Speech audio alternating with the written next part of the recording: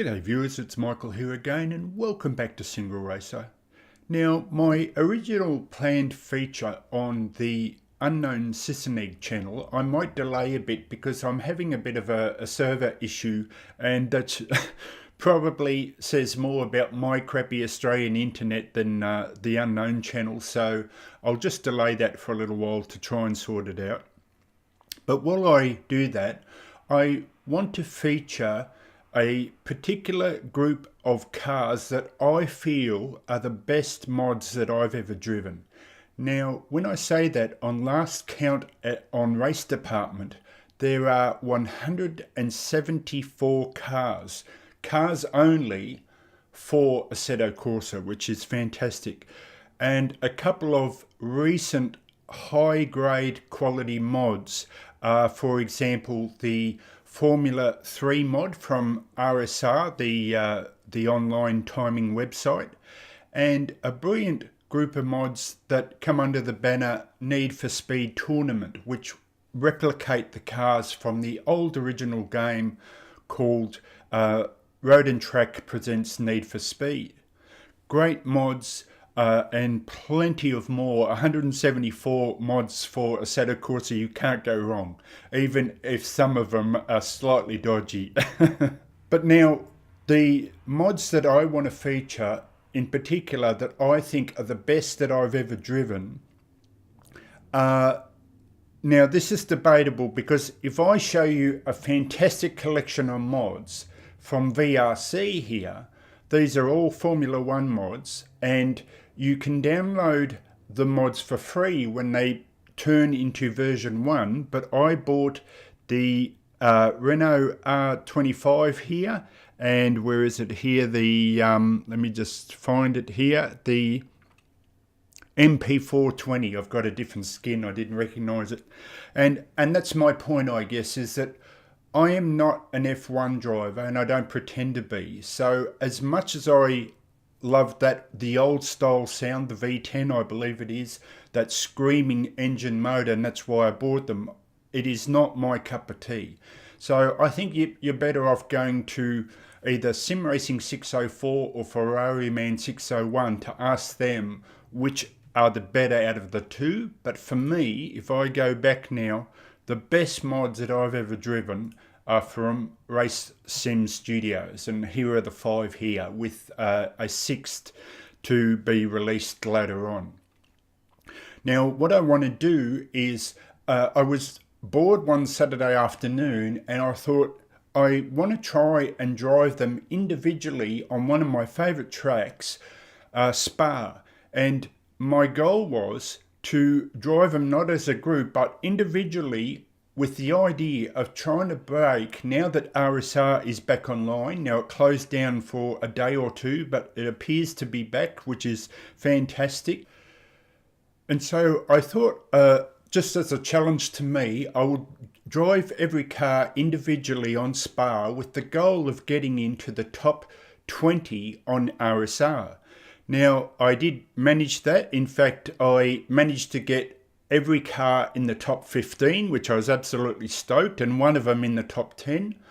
So now what I want to do is just show you 2 replays or videos with 2 of the cars, and turn it into like how I might approach Spa as well. For those of you that are having troubles with Spa or want to see how I did the times, I'll take one of the cars, which is this one here, the Tornado, and that's only purely because it's the only car in the group that is right-hand drive, so exactly like the way Australians drive, on the correct side of the road. And so I thought I'll break down the way I take the track, and then I'll show you also the car that did the best time in on that track. And so let me load up this incredible Tornado mod now from Race Sim Studios and take you on a virtual tour of Spa and how I approached the track. So let's go hot lapping. Okay viewers, so here I am in the fantastic Tornado, brilliant mod car by Race Sim Studios on Spa, as we about to do a tour of the track and the way I like to take it. Now, unfortunately, one of the negatives, and it's no slight on RSR, I'm just so glad that they're back and taking live timings, but one of the things that's always been like that is you can't look up on the website any mod cars. So there's my time there. I got 13th spot, and I'm trying a new experiment where rather than when I heard the audio back on through the Rift headphones, through the Rift headset, and I was hearing this practice every time I said practice. It just drove me nuts. So I'm trying to record through the mic, but I'm just a little worried about moving. I tend to move my head too much, so I'm hoping the volume levels are okay, especially when the car's at full force. But if the car's a bit quiet or I'm a bit loud, apologies. I'll just experiment with how loud I need to make all the things. So let's head off now.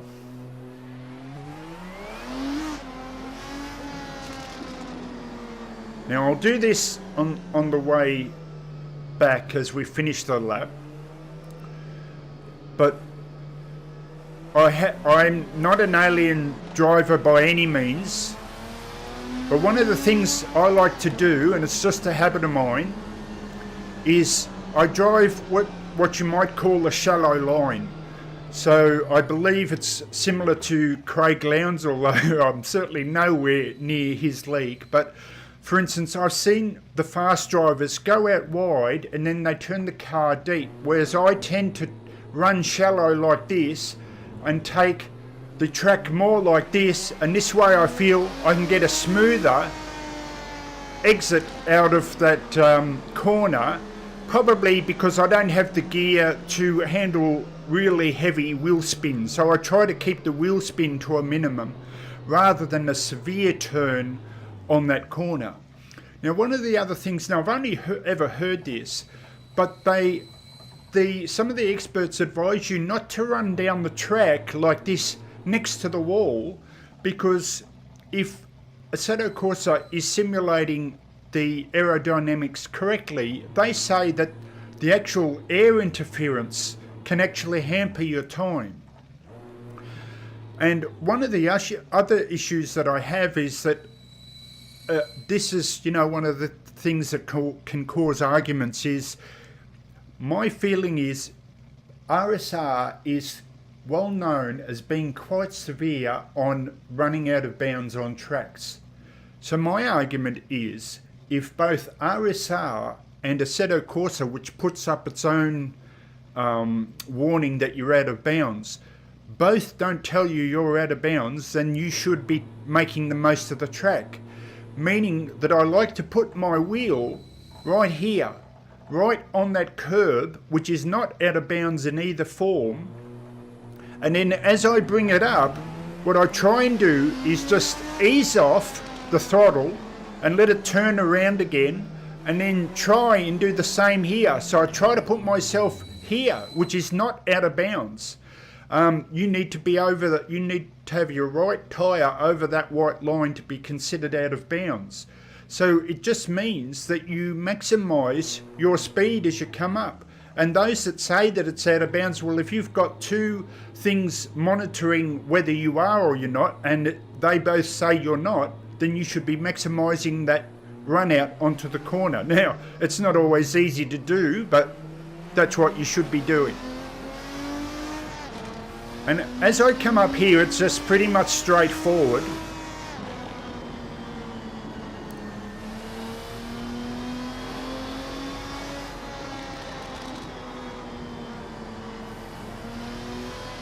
But one of the things I like to do, and mind you, this could be incorrect. I'm in no way an alien driver, but in a normal curve you have what you term your apex, and the whole point of the corner is trying to straight line the corner.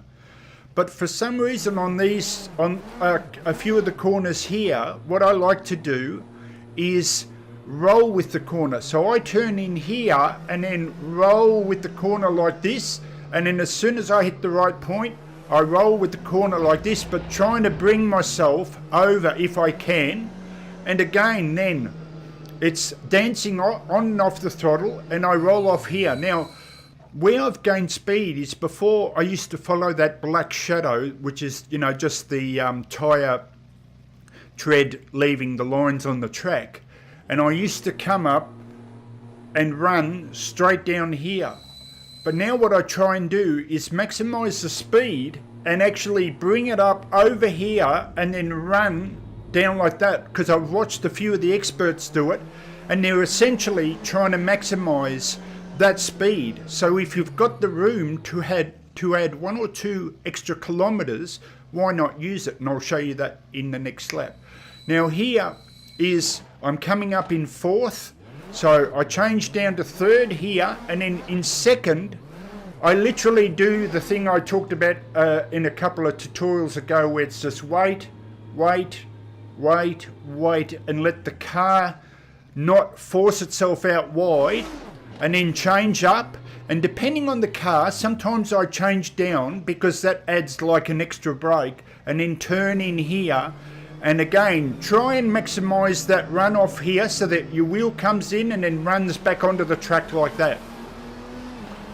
Now the same here, what I do is I'm in 5th, I change down to, or I hold 4th and let the speed slow me down, and then again, try and run out wide, but if you run out too wide, you'll get out of bounds, and then use that extra width to come shallower here and get a beautiful run out. Now here's another corner that's the same, where it's not so much an apex but a rolling with it. I'm 4th down to 5th down to 4th down to 3rd, and I take 3rd like this, and then I try and ease off, and what happens is the brain tells you to wait, but I try and turn before that brain signal to turn, and then it's already too late. And try and run it up onto the curb like this, and then run it off the curb out wide here. Now I've got to say, there are 2 corners that I do poorly, and this is one of them. I'm in 3rd and I changed to 2nd, but I've still not unlocked the key in quite how to take this, but essentially I'm trying to get to here and then use the speed. And at this point, what I'm in, I'm usually in 3rd, I think, changing up to 4th. And what I do is, it's a Ferrari Man 601 style, where I'm basically half throttle and just use the car as a guide to wherever I end up here. And then as soon as I feel that I'm straight, then I plant the foot and accelerate out of the corner. Now again, it's just maximizing the speed here, and as long as you're not out of bounds, you should do this. So left wheel to here to try and maximize this apex, and then ease off as much as you think you need to, not to run out too wide here, but definitely run up to the left tyre, hitting that that width to gain the extra speed. And this is the other corner that I cannot get right. I've never known how to take this well. What I usually do is change down to 2nd and then ease off and change to 1st here, and then use 1st to pull me out, but that can cause a lot of wheel spin. And sometimes, depending on the car, I stay in 2nd to try and stop the wheel spin as I pull out, trying to get out of this corner fast to get across the start finish line. So I am telling you, I don't take that well. So let's now go to a proper lap, and I'll try and do commentary at the same time. Okay folks, now just before we start for a quicker lap, what I'd like to say is, if you've ever thrown away a qualifying lap on sim racing systems or an RSR Hotlap, what I like to do is actually throw it away and deliberately try and run out a bit wider to maximise your potential speed at the start finish line. Try and get as much speed as you can for that crucial hot lap. So I changed down, and I like to flow in early, but just to stop that wheel spin. It's not the quickest way, but it's just the way I like to do it. Avoid the wall for any airflow problems, possibly. And 6th gear, but I ease off a fraction and then back on and try and maximise that run-off speed onto the straight, I should say. And arguably that'll give you the most time up this long straight. Now I flow with the corner, but I do it a particular way. I change down to 3rd, but then trail brake 3rd in and then change to 2nd. And what that does is, for me, with no clutches, it stops the violent kick of the car sometimes. Use the extra run-off track there. I mucked that up a little bit, but we're still in the race. So here I lean out like a typical Australian to see the apex and wait. That's it, hold it. Beautiful. And again here, just be patient, let the car turn in and maximise that extra room while you got it. Now here's a particular way where I hold 4th, I trail brake and then change down. And that stops the car spinning around so violently sometimes that you get on this corner if you've ever driven on this track. Here, flowing with the curb, 4, 3, flow with the curb, but then change earlier than your brain wants to and try and ride this a little bit, gets more speed coming out. This I don't know how to take, so I just changed down to 2nd and hope for the best. But what I do here is dance on the throttle as I change up and just let the car turn till I feel I can give full throttle at maximum speed from that point on. Now I'm not that far behind my record ghost car, so that's pretty good. Run out wide, use the extra track, and then if you have to, ease off a fraction there like that, just so you don't slide off too much. And then 5, 4, 3, and now what I'm doing is 2, changing and then back to 1 to try and maximise it, but it can give you extra wheel spin. So what did we get here? A time of 2:20. Yeah, I'm happy with that. I'll take that any day of the week. So let's now go to the fastest lap I did in the 5 cars as we park it here. They're saying you've cut the track, so the lap has been invalidated. Okay, thank you, Game of Muscle. I swear that is Game of Muscle saying that message, and I'd love to confirm if it is or it isn't, but I swear that's Game of Muscle. So as we finish with the 2:20 in this car, let's now go to my fastest lap, and what I'll do is, that's pre-recorded, I saved the replay, and that'll give me a much better chance to do better commentary over that proper lap. So let's go to that now.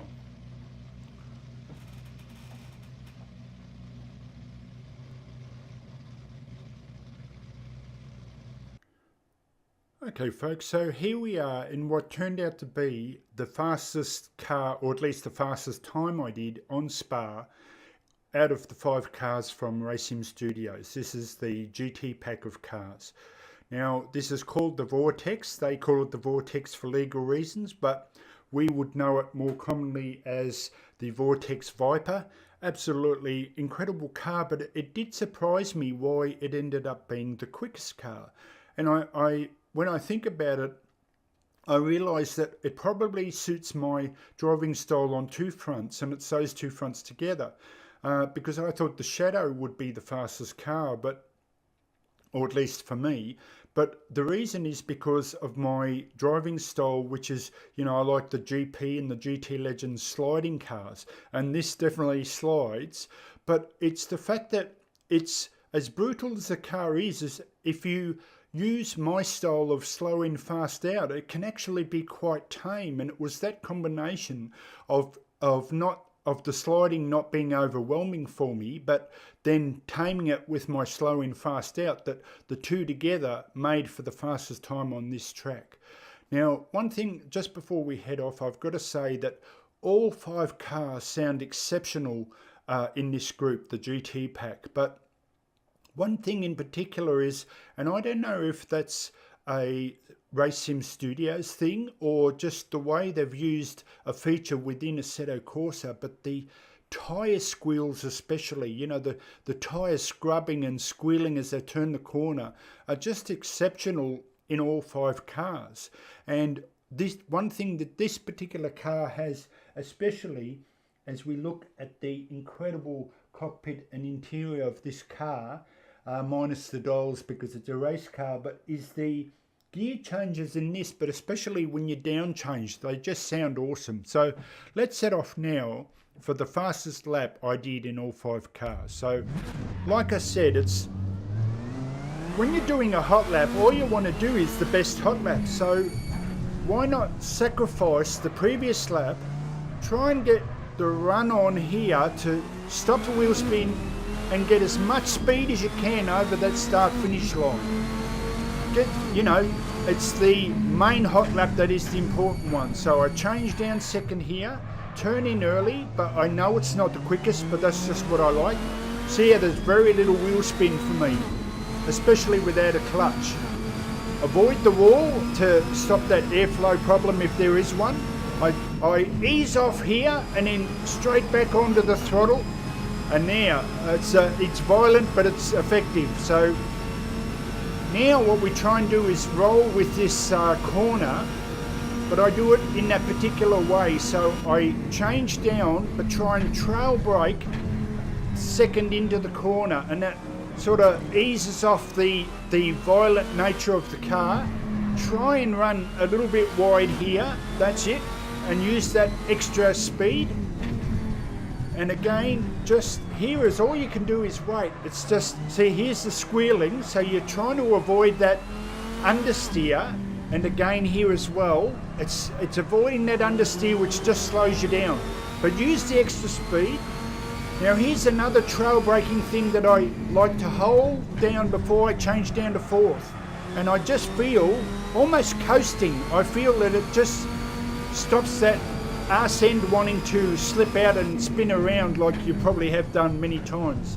So here, third gear, follow the corner and turn in before your brain wants to tell you you're supposed to, and ride that curve.